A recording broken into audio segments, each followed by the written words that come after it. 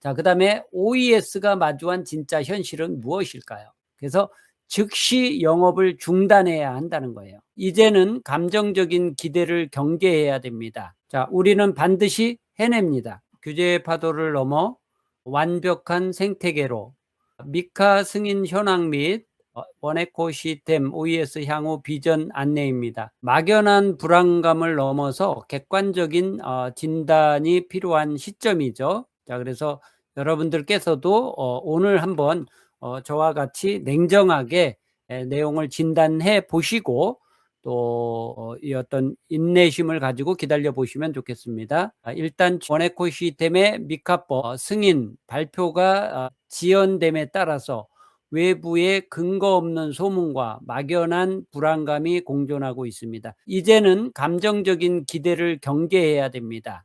그 다음에 유럽 규제 당국의 엄격한 실무적 심사 과정 기준으로 우리의 현재 위치를 냉정하고 객관적으로 평가할 때라고 생각이 됩니다.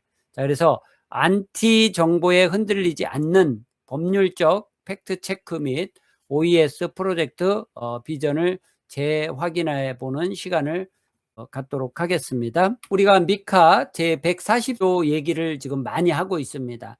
그래서 정과 규정은 무조건 혜택이 아니라 기존 사업자를 위한 유예기간이에요. 그러니까 그랜드 파더링이라고 하는데 철저한 조건부로 허용하는 겁니다. 자, 그래서 첫 번째 조건이 뭐냐면은 2020년 6월 30일 이전에 우리 아트 발행자여야 됩니다. 자, 그래서 적법하게 자산 중고 토큰 아트를 발행하던 사업자 기준일입니다. 7월 30일이면 인가 신청, 그러니까 인가를 신청, 아트 발행인이 심사 완료 시까지 영업을 지속하기 위한 필수 인가 신청 기한. 여기는 이제 발행, 적법하게 6월 30일 이전에 발행을 하는 거고, 그 다음에 요거는 인가를 신청하는 거고, 7월 30일은, 그 다음에 12월 30일은 캐스프입니다. 그러니까 서비스 제공업자입니다.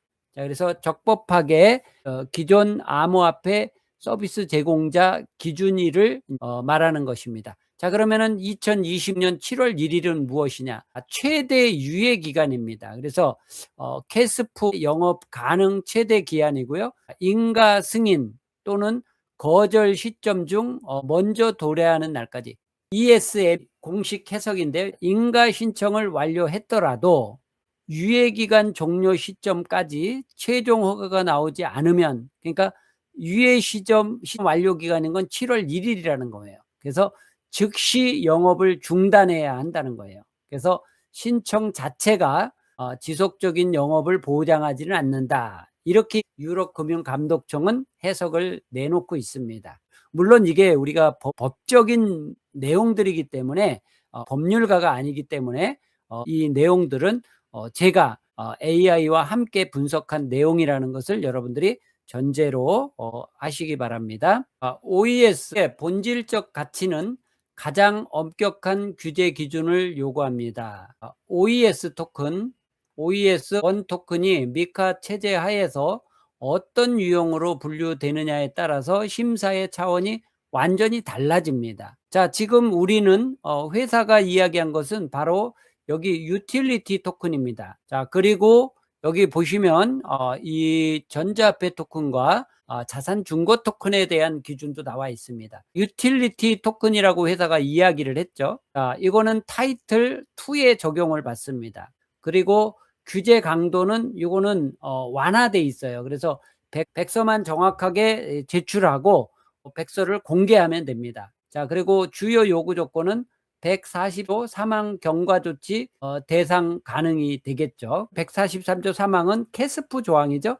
그러니까 한마디로 말해서 우리가 이제 어떤 불합격 통보를 받지 않는 이상은 영업을 할 수 있는 그 조항에 해당된다고 보시면 되겠습니다. 자, 그런데 우리가 만약에 이제 우리가 예를 들어서 EMT라든가 ART로 분류가 되게 되면 타이틀 3와 4죠. 4를 적용받게 되는데 매우 엄격하죠. 이거는 뭐냐면 은행이라든가 전자화폐 기관의 수준의 기준을 지켜야 됩니다. 철저한 준비금을 증명해야 되고 전자화폐 기관으로서 인가를 받아야 되고요.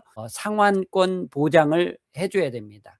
자, 그래서 본질적인 특징은 우리 유틸리티 토큰은 생태계 내의 단순한 활용이지만 우리 EMT나 ART로 분류가 된다면 법정화폐나 자산 가치를 연동하여 돈처럼 사용하는 것입니다. 아직 우리는 여기 단계는 아니라고 보여집니다. 자, 그래서 OES 분석의 핵심 쟁점인데요. 그런데 우리 OES가 45 USDT 가치 고정을 지향할 경우 단순한 유틸리티 토큰이 아니고요. 이런 경우에는 EMT 전자화폐 토큰 또는 자산 중고 토큰으로 분류될 가능성도 높다고 이제 보여집니다. 그래서 이는 비교할 수 없이 까다로운 인가 조건을 완벽히 충족해야 합니다. 자, 그래서 이제 저는 이 부분에 대해서 고민을 하고 있는 것입니다. 자, 그래서 우리 회사는 단순한 유틸리티 코인이라고 한다 그러면 고민할 사항이 없어요. 그런데 우리가 단순한 유틸리티 토큰이 아니라 바로 EMT라든가 ART 서류 과정을 지금 밟고 있지 않나, 이렇게 이제 저 개인적인 분석을 좀 해봅니다. 이것은 제 개인적인 분석이니까 여러분들도 그렇게 이해하시기 바랍니다. 그래서 당국의 심사 지연은 멈춤이 아닌 정상적인 검증 과정이라고 지금 분석해 볼 수가 있는 것입니다. 자, 그래서 심사 실무 용어인 시계 정지, 클락 스톱이죠. 메커니즘을 이해하면 우리가 현재 국면이 명확해집니다. 그러니까 법적 요구 서류가 지금 있기 때문에 서류를 보완 중에 있다. 이것이 바로 클럭 스톱입니다. 클럭 스톱은 심사 시 시계가 정지되어 있는 상태입니다. 서류를 이제 보완하고 있는 중이기 때문에 심사를 지금 정지하고 있는 거고요. 근데 서류가 다 보완이 된다면 다시 심사가 재개가 되겠죠.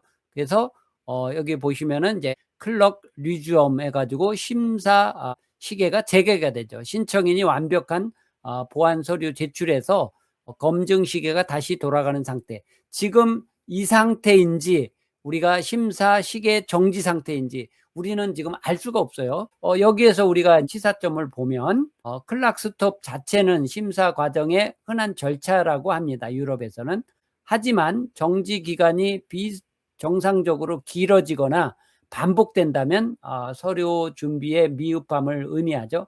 그래서 OES는 엄격한 과정 속에서 완벽한 서류 보완으로 정면 돌파하고 있다. 이렇게 지금 우리는 판단하고 있는 것입니다. 회사의 발표 내용으로 이제 비춰볼 때 그렇다는 거죠. 자, 그래서 소문이 아닌 팩트로 진단하는 OES의 현주소입니다. 자, 그래서 맹목적으로 여러분들 무조건 된다 그런 내용은 아니에요. 그렇게 이야기해서도 안 되고요. 자, 그래서 우리는 뭐 맹목적인 믿음 대신에 아래 세 가지 법률적 근거를 통해서 OES가 밟고 있는 합법적인 단계를 직접 우리가 확인해 볼 수가 있습니다. 자, 그래서 복잡한 내용보다는 체크 1, 적법한 지위를 확보하느냐. 자, 우리가 OES는 2020 12월 31일 이전에 EU 회원국의 적법한 법적 지위를 가진 캐스프 요건을 갖추었는가, 이 부분입니다. 그래서 우리가 이 부분을 체크해 볼 필요가 있는 거고요. 두 번째 체크해 봐야 될 사항은 뭐냐면 정확한 인가 신청을 했냐 이겁니다. 자, 그래서 실제로 미카 63조 캐스프 또는 우리가 21조 아트 발행에 따른 인가를 기한 내에 정확하게 신청했는가. 우리는 7월 30일이죠. 2024 7월 30일 신청을 했다고 우리가 9월 16일 날 발표를 했죠. 자, 그 다음에 세 번째 우리가 체크해 봐야 될 사항은 보완 서류의 투명성입니다. 현재 허가 심사 진행 중이라면 클락 스톱이 발생했는가, 발생했다면 어떤 필수 자료의 보완 요구를 받고 완벽히 대처 중인가, 이런 내용인데 이런 내용은 지금 우리가 알 수가 없습니다. 회사가 발표하기 전에는 우리가 이거는 극비 사항이기 때문에 알 수가 없는 내용입니다. 이것은 회사가 뭐 승인 발표를 하거나 아니면 이 승인이 미승인 발표를 하거나 둘 중에 하는 것이지 이 내용을 우리가 지금 현재로서는 알 수 있는 방법이 없다고 생각합니다. 그렇지만 이런 내용들이 이제 관전 포인트가 되는 거죠. 자, 그다음에 지금은 우리가 회사의 공식 발표를 대기해야 되고요. 엄격한 규제 기준이라는 것은 전자화폐 토큰이라든가 자산증거 토큰의 요건에 비추어 본다면 OES 펀더멘탈에 집중해야 할 시기다. 그러니까 우리 OES가 얼마나 성장성이 있고 얼마나 미래에 지속 가능성을 갖고 있고 또 안정성과 그다음에 신뢰와 투명성을 가지고 있느냐, 이런 부분에 우리가 집중적으로 이제 분석을 해볼 필요가 있는 것입니다. 자, 그다음에 OES가 마주한 진짜 현실은 무엇일까요? 객관적인 지표들이 회사의 법적, 기술적 표준을 증명하고 있다. 그래서 흔들리는 안티 정보, OES는 미카 규제에 강제로 퇴출당할 것이다.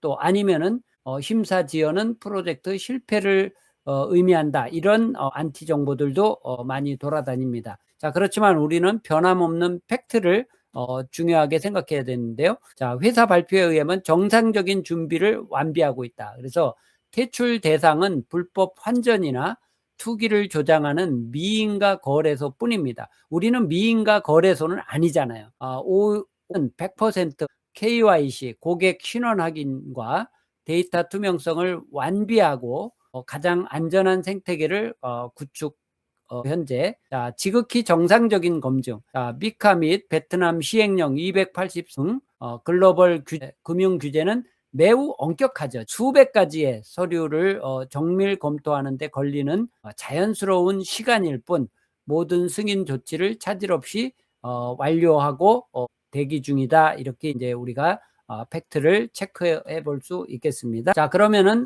규제의 테두리 안에서 확장되는 3대 실물 생태계인데요. 이거는 굉장히 중요하죠. 자, 우리 원에코 시스템은 단순한 차트형 투기 코인이 아니에요. 자, 그래서 지금 이 순간에도 내재 가치가 끊임없이 성장하고 있다. 자, 그것은 우리가 딜쉐커의 생태계, 그 다음에 곧 나올 원보야지의 생태계, 그 다음에 원비타의 생태계를 보면서 우리가 이제 딜쉐커는 지속적으로 업데이트, 강력한 보안 강화로 글로벌 커머스 플랫폼으로서의 내재 가치를 지금 폭발시키려고 위챗페이라든가 또 DTI 샌드박스의 위모라든가 바살페이의 딜쉐커가 연결되고 있습니다. 자, 그 다음에 은행과도 연결되는 거죠. 자, 그 다음에 이제 9월 달에 우리가 일반 우리 유저들에게도 열릴 원보야지가 지금 공개를 앞두고 있고요. 원비타 생태계 50%의 우리 원비타를 구입해서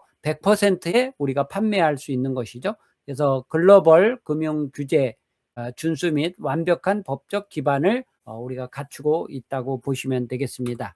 자, 지금은 우리가 글로벌 스탠다드에 맞춘 완벽한 타이밍을 기다릴 때입니다. 우리는 조용히 지금 인내심을 가지고 기다릴 때다. 우리가 뭐 부정적인 생각을 떨쳐버리고 회사를 신뢰하고 기다리는 시기라고 봅니다.